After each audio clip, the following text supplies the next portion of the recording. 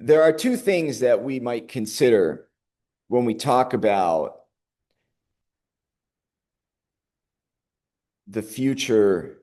There we go. When we talk about the future of nuclear energy in Malawi, right now on our plate, we can see uranium extraction, maybe purification. And then we think about what about if we were generating electricity via nuclear, right? And we want to look at benefits, opportunities, challenges. That is, if it will be too difficult, or risks if we could get into trouble. And then we want to look at the alternatives for what what we might do. And in all this, we want to look at, because there are not a lot of investment right now in Malawi. When a corporation, and that would be an international corporation, that would be someone not Malawi, whose interests may not be about helping Malawi. When a corporation invests in an unindustrialized country, what are the factors affecting the dependency of that country? Like, is this investment going to make the country dependent on outside decisions? So we look at mining. What are the positives? Well, employment, there will be, what did they say? 200 Malawians will be employed. And Malawi's infrastructure right now is adequate as long as there's some foreign assistance with the technical challenges, right? Now, there are concerns. There's an environmental risk. They have radioactive materials that they need to dispose of, mine trailings. There's a resource curse. We find often that countries that are very rich in resources, the people are very poor and also not very free. That money provides motivation for government corruption, and that's a threat to democracy. That external company is not focused on education or helping the country. Their motivation is to get money to extract from the country they're working in. And there's a thing called the Dutch disease, where when you have one big export, what happens is a lot about what the country focuses is that export. And I use Zambia as an example. 80% of their exports is copper. And also what happens, if they are exporting and making a lot of money, that increases the value of your currency. And because your currency has higher value because of that one export, it's harder to export other products. And so you become locked in to one product. And so how can we address these concerns? In general, it's really important that you protect your democracy, that any outside company has really clear, transparent contracts that everyone sees, and that there's oversight. That is, the government is watching them and they enforce the agreed policies. You want to empower the local communities. For instance, the people who live around Keleakera, their voices need to be heard because they are the ones affected by the activities of that mine. And you want to diversify your economy. If we start building up the uranium export business, we want to then shift focus to try to build other industries, other export industries. So when we talk about processing, there's two things. We talk about processing the ore, which can be thought of as a part of the mining, and then enrichment, which is where you purify the uranium-235. They're very different. The ore processing, and both of them increase the value of the product, so you get more money coming into the country by selling something that's more valuable. So presently, it's already what Keliakera is doing. It also requires increased environmental oversight because there'll be more byproducts of that industry. Enrichment is very different because you're making something that could become a bomb. And all of a sudden, you might have people wanting to work with you that the international community does not want to have uranium. For instance, if Malawi was enriching uranium, very likely Iran would like to make a deal with you. And then you'd have some other countries like the European Union and the United States saying, you can't do that. And so I looked into it and it wouldn't be illegal, but you'd have strong international pressure to stop it. And it's hugely capital intensive. So that's not something that Malawi would own very likely. It would be something that a foreign country would come in and manage. So then we talk about nuclear reactors.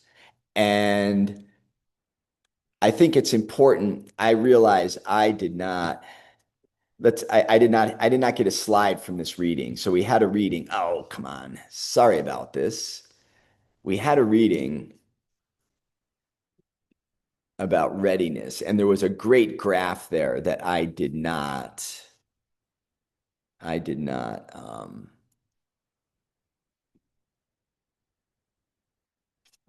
this is day 5. Sorry, Pete.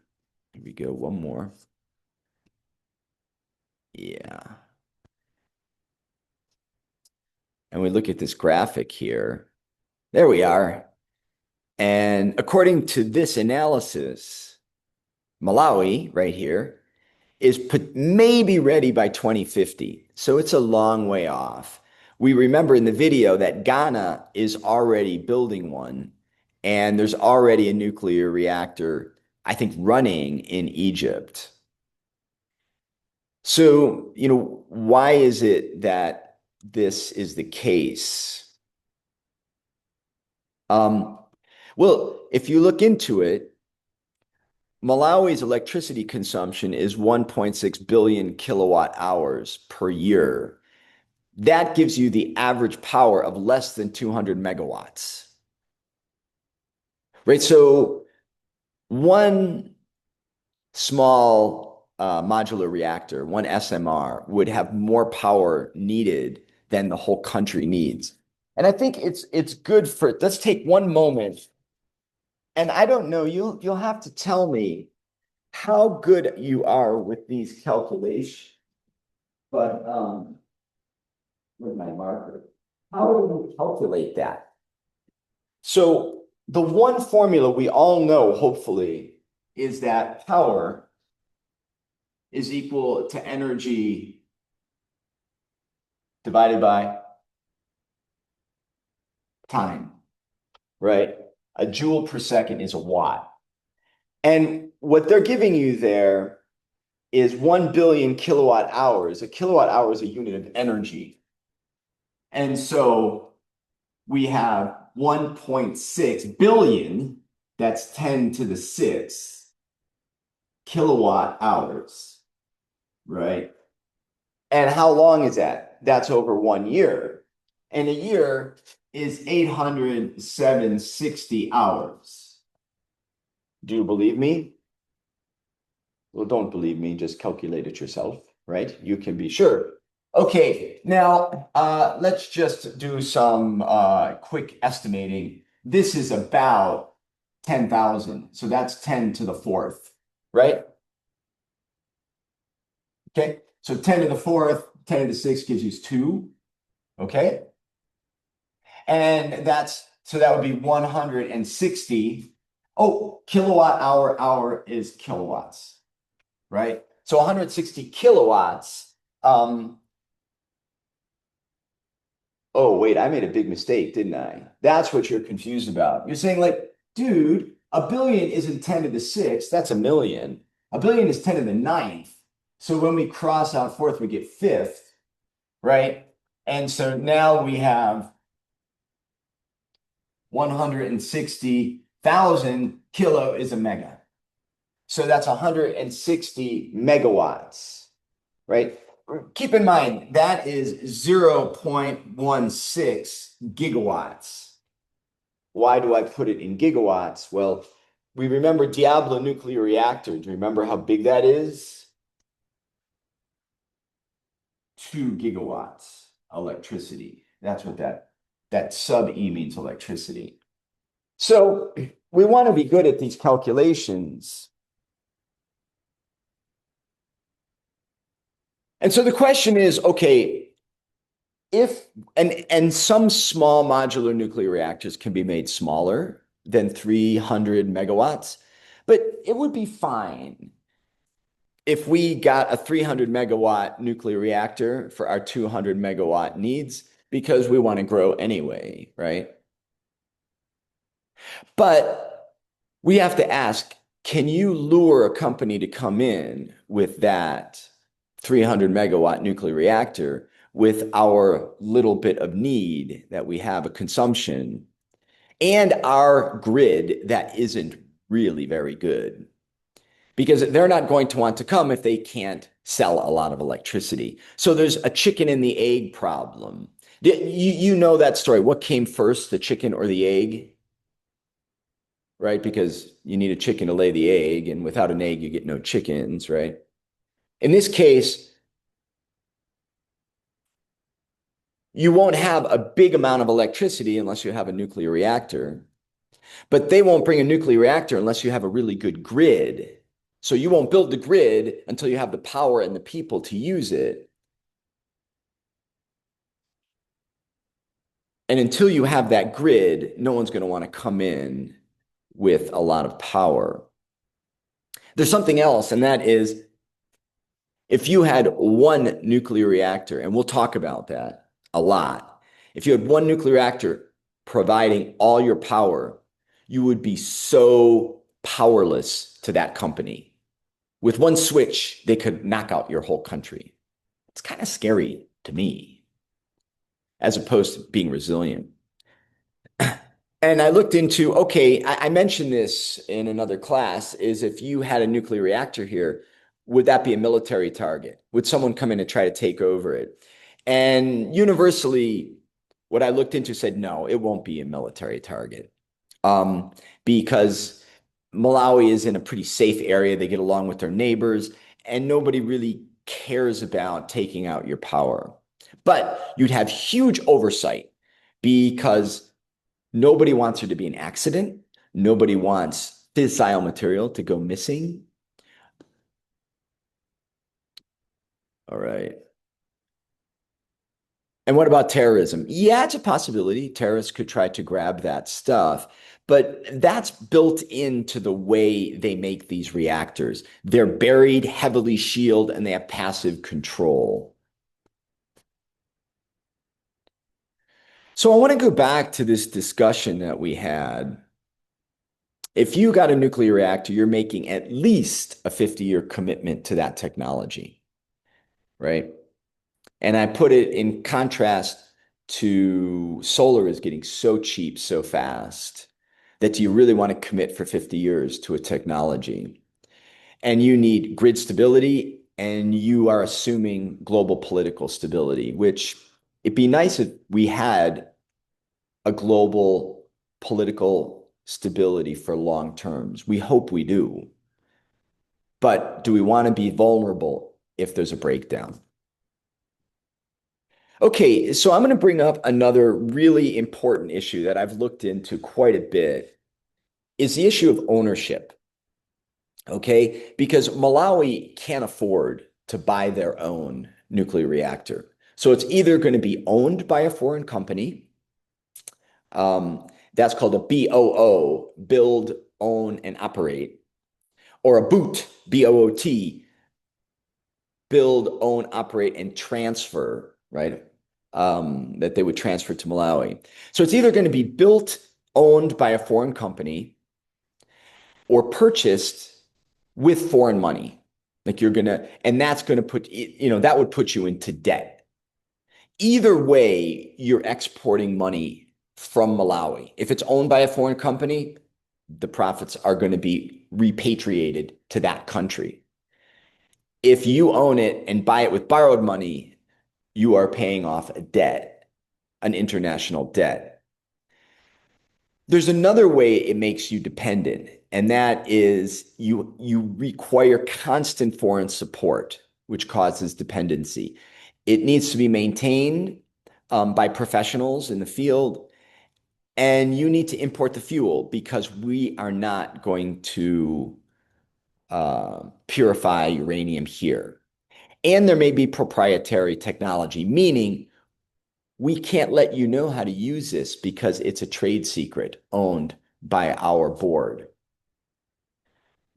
And so the thing is what happens if you think of the big picture, you have a wealthy company come in and establish something of great value in your country, and it becomes a large part of your economy because energy is the foundation of building an industry, right?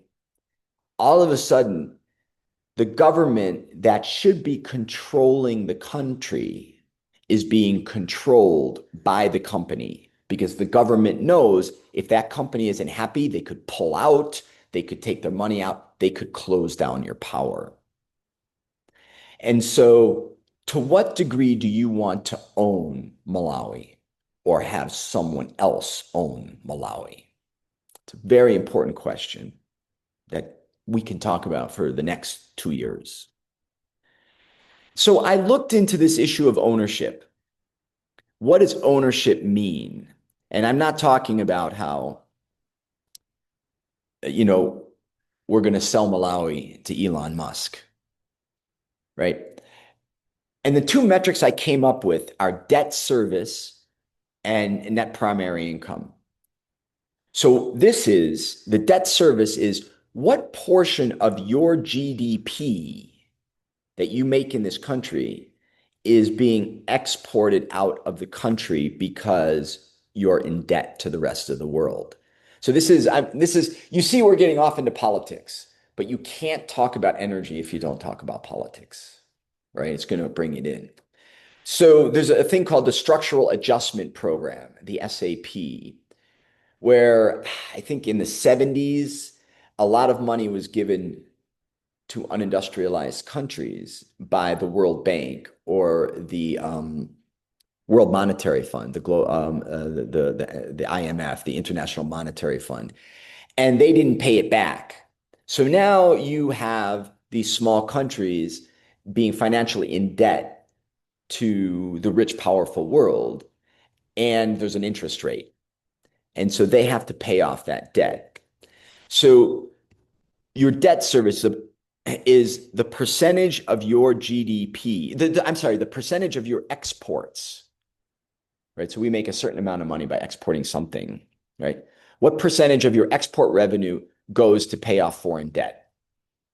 And you can see, Malawi is pretty much the same as everyone except for Zambia. Holy cow, Zambia, a third of their export revenue goes to pay off their debt. Okay. Then the other one is net primary income. And that is the percentage of the GDP that is taken by foreign interests. So, for instance, if Keleakera comes in and makes a lot of money, what percentage of that is going to go to Australia, right? And so what we see in both categories, Zambia is horrific, right? And Malawi is about the same as the other countries. And then I asked, the question you want to ask is Zambia's economic dependence? So by economic dependence, I mean the fact that they're on some level owned by foreign interests, okay? Is it a result of their dependency on the copper mining industry? And the answers I got is yes, they are. How come? Copper is an extractive industry that produces external control. Because what you have is you have a powerful foreign entity, and they're not interested in Malawi. They're interested in taking as much as they can from your country to their country. The technology and the expertise are controlled by someone else. The output is priced on global markets. So now you are subordinate. You are controlled by like them. It's the cost of copper. Here, it would be the price of uranium. And it's important to know, why did Keliakera close down in the first place? Do you know? It was because there was a crash in the price of uranium. So uranium got very cheap. And so they went out of business. And probably because of this renaissance of nuclear, now uranium is worth more. But you know what's going to happen later?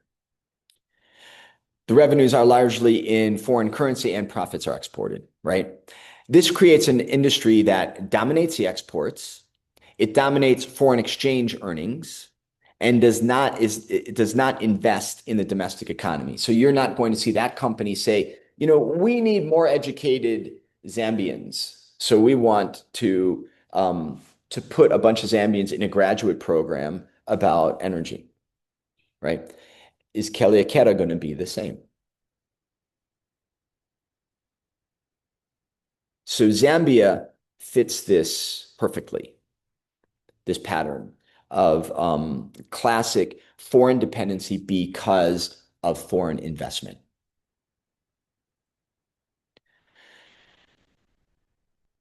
So maybe this is repetitious, right? How does foreign ownership structural leverage? The foreign owned or foreign financed, the governed, they're governed by stabilization clauses. So in order to come in with a copper mine or a uranium mine, a company's going to say, we need to know that you're going to not increase the price on us, that we're going to always own this. So those stabilization clauses control the relationship.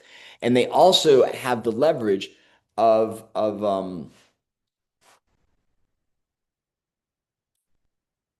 shutting down their business if it threatens oh, pardon me. What control does the government have to stop them if there's a problem with foreign exchange, right? The government isn't going to change the policy. Can you mute that? The government isn't going to change a policy. And if the government taxes them, they'll leave or they'll file lawsuits. And the debt and copper revenues become tightly connected. So we get copper money, you need to pay off your debt. This is a way that without completely ownership, right? The copper company doesn't own Zambia, but they're controlling very much what happens in the country. There's one other thing to look at is let's look at GDP. And what we see is these two countries have the same population, and Zambia has twice the GDP of Malawi. So they are twice as rich, and yet they are much less independent. And so, you know, be careful what you wish for, right? We wish for industrial foreign investment. But what do we have? Malawi is, you know, a pretty financially poor country, but it's our country or your country, much more than Zambia is Zambia's country. And so as you build industry, which we hope to happen, we want to watch how that's going to be built. So let's take a look at the Keliakera uranium mine with through a lens of foreign control and resource extraction, which would lead to a loss of national autonomy. The Australian company owns 85% of the project, and the Malawi only owns 15%. The profits and the strategic decisions are controlled by a foreign corporation. Most of the money goes away. They're going to make their decisions without Malawi in mind. So you see Malawi is bearing the risks in that the local people are exposed to whatever might happen there environmentally. And a foreign owner takes most of the economic surplus.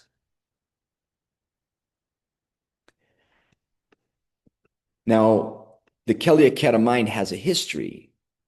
They closed down before. There were accidents and worker health issues involved to the breathing of the radioactive uranium oxide dust. And now when they restart this, that means they're going to have to deal with the tailings, all of the mining byproduct, the waste, and the open pit impacts. And, I'm not saying what we should or shouldn't do. Like it might be a great thing to have Kelia hair, but it's really important that they be monitored and regulated, that this be something that Malawi controls. Malawi needs to closely watch what happens with this investment. Who benefits? Who controls the assets, meaning who controls the land around there? How profits are distributed? And whether the people and the environment are protected. This is a test case, right? The term I saw was a watershed moment because this is going to be the model by which other foreign investment happens or doesn't happen because Malawi doesn't want it to, or we go in a different direction. So ChatGPT did a nice comparison for me. They compared Botswana to Zambia. So these are countries that retain the benefits of these extractive technologies. Botswana with diamonds and Chile with copper, they had strong state equity and stable taxation. So there was control, the money was coming to the country where they were being mined. As opposed to countries with extractive outcomes, Zambia and Sierra Leone, that had, foreign control, volatile tax regime, weak oversight, and limited reinvestment. So the money was not reinvested in the country. So the key lesson here is the outcomes don't depend on the resources you have in the ground. They depend on the way they're managed by the people in the country. Who is the owner of this process? Okay, so this was kind of shocking to me that out of nowhere, ChatGPT said, well, solar microgrids and local manufacturing are the opposite of the copper model because it's distributed. Everybody owns a little bit everywhere. It's domestically embedded, right? Like you're building it from the people up and they're owning it. It's hard to externally capture, right? You can't have China saying, hey, all of those solar panels that we produced for you in the past 10 years, we're turning them off. Can't do it. Why? We got them. They're on my roof. I can sell them. I can move them. I understand them. I can use them. You understand them. And you can build skills and resilience. And so I was like, we're talking about copper. Why are you talking about microgrids? And so ChatGPT says to me, so you're not just asking the right question, you, Peter, are working on the right counterexample. I was like, how did you know that I'm trying to introduce DC solar microgrids into Malawi? Now you guys know that, right? Do you know that that's my passion, DC solar microgrids. So I asked ChatGPT, did you know this about me? And she said, yeah, I know that because of the things you told me in the other questions that you asked, right? Or that, I asked you. So I've been constantly asking questions to ChatGPT, and I didn't know that she remembers the different conversations. So she knows all this about me. And she said, well, I can just forget everything if you say so. And I'm like, no, this is great, right? The more you know about me, the more we can work together. So then I said, all right, look, let's talk about solar microgrids, right? Remember, the cost of nuclear, we hope it goes down. It won't go down like this, though. And the cost of the grid is definitely not going down. because it's not determined by silicon industry. It's the cost of copper, right? Which isn't changing much. And so then I bring up the issue of ownership again. And I said, look, if we get an SMR, a small modular reactor in Malawi, are we going to own it or is it going to own us? Compared to investing in photovoltaic DC microgrids. And the answer is very clear. An SMR is very likely to worsen Malawi's financial autonomy, right? What we just looked at. The money gets sent out of the country. The decisions are made by someone else. Okay. Investing in distributed PV solar is strongly aligned with improving Malawi's economic autonomy. It minimizes external debt, minimizes profit outflows, avoids strategic choke points, which is what I mean about China saying we're going to turn off our solar panels. They can't. If the United States wanted to turn off your nuclear reactor, they could, right? And it embeds value locally because you have value in these solar panels. And we look back to this comparison. If we were to compare spending our time and energy on trying to figure out a way to get SMRs in Malawi versus building up photovoltaic DC microgrids, we look at the project size is huge. And this is wrong because a DC microgrid could be $100 all the way down to one solar panel on your roof connected to a cook stove, which is what I work on. Foreign debt, very different, right? Ongoing foreign exchange payments for nuclear reactors, you constantly got to buy fuel, services, profits. Your net primary income is going to be negative from the SMRs. Your failure mode is huge. If your solar panel breaks, your neighbor isn't even going to know, right? But if your nuclear reactor goes down, that's a national crisis, right? And the domestic skill lock-in, it's very unlikely you're going to be able to be educated to run and control a nuclear reactor. But my job when I'm here, when I'm finished here, is that you are all going to know how to use solar panels. Okay? It's an empowering technology. So what matters is not having the resources, it's who controls a surplus and whether that surplus builds domestic capability or domestic capacity.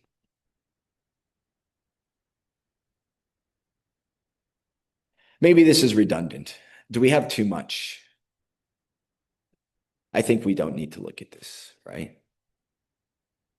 And this is that acronym, built, owned, and operated, which is,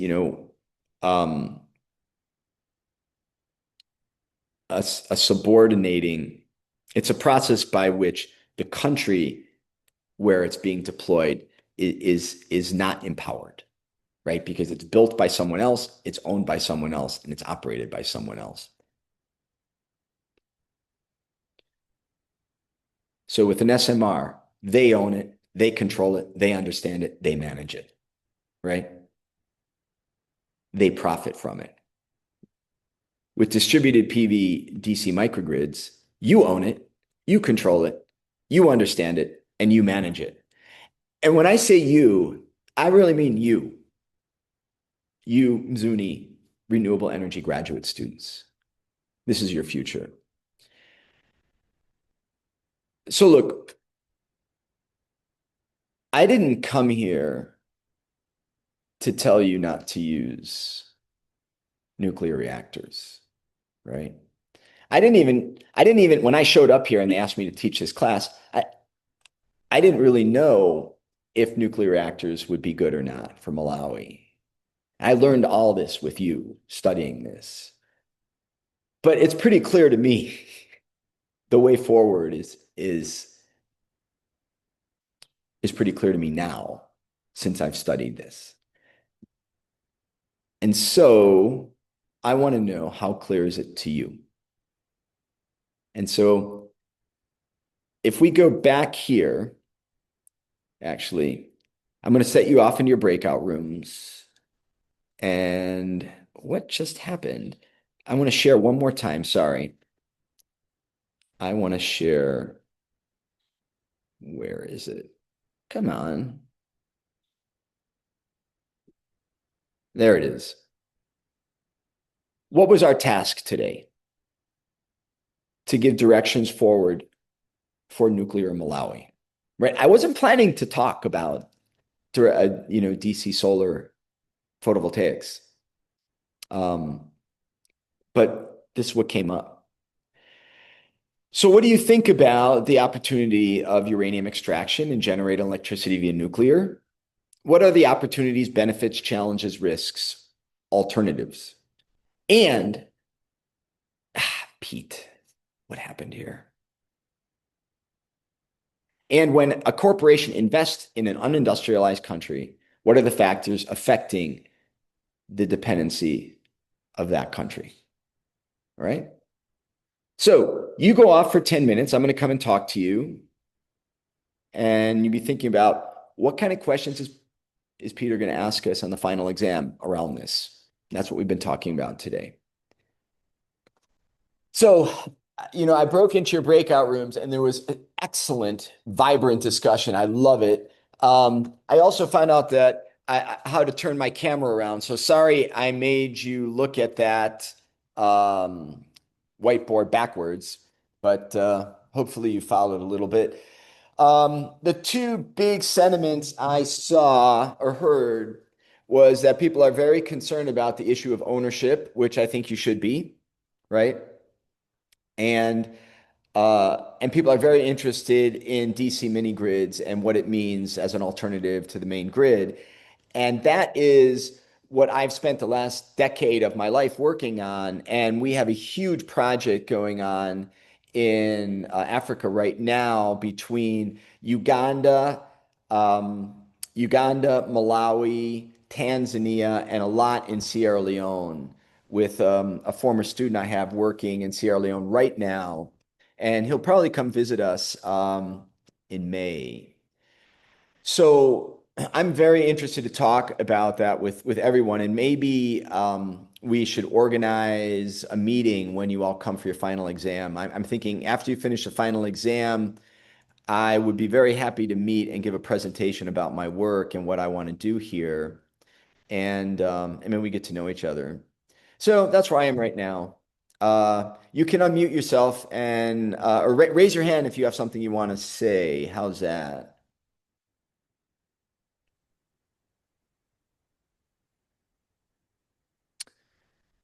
All right. Well, if no one has anything they want to bust in about, there's a question. Oh, in the chat, thanks. Can we conclude that SMRs are not suitable for Malawi energy mix? Okay, I've concluded that nuclear is not good for Malawi. That's what I've concluded. Now, I mean, this is a great question. You don't have to agree with me, right? And I didn't come here against nuclear for Malawi, but that's how I feel now after, I spent several hours yesterday, many hours over the past week, learning about this. Um, and I want to be clear about the difference between opinion and right and wrong. Okay. So I'll be pretty clear. I don't even think Kelly Akata mine is in Malawi's best interest. And I don't think having a foreign investor buy big resources in Malawi is good because you have other people owning your land. Um, I don't know if it was Edson or someone else brought up the comparison with, it wasn't Edson, brought up a comparison with the dams, the hydro projects that actually are presently owned by Malawi, right? So, that's a much better format model for development. It's going to be harder with nuclear, though, because not only is there a financial issue, but there's an education issue. Do we have the educational infrastructure to understand and run a nuclear reactor. And we could get there in 10 years, right? But so, um, oh, right. I'm sorry, I got off topic. There's the issue of opinion and fact, okay? And I say this with respect to how you're going to be graded in this class. Now, for instance, you heard me say, I don't think SMRs, not any time in the near future, are the way that Malawi should go. Now, if you disagree with me, that's great. That's fine. And you put down on the test, I think SMRs are good for this reason, and this is what we should do about how we would, own them or whatever. You'll get an A. That's fine. If you tell me you're against nuclear because they're unsafe and they blow up, you're going to lose points for that, right? Because we've studied safety. You need to know what the facts are about the safety regarding nuclear. Now, you could say, I'm afraid of nuclear because of whatever reason, and that's all right. That's your own feelings, right? So in this class, I celebrate when you disagree with me, but you have to answer consistent with the knowledge that we've gained in this class, right? Like in the United States, I have people saying, I don't believe in climate change. And I'm like, you're going to get an F, right? You're going to fail the class, right? Because this is a scientific fact, or at the very least, you need to answer your questions consistent with the understanding that we've changed the climate. Does that make sense? Yeah. All right. Great. So, so I'm done. Is there anything else you want to ask? You can write it in the chat or you can raise your hand.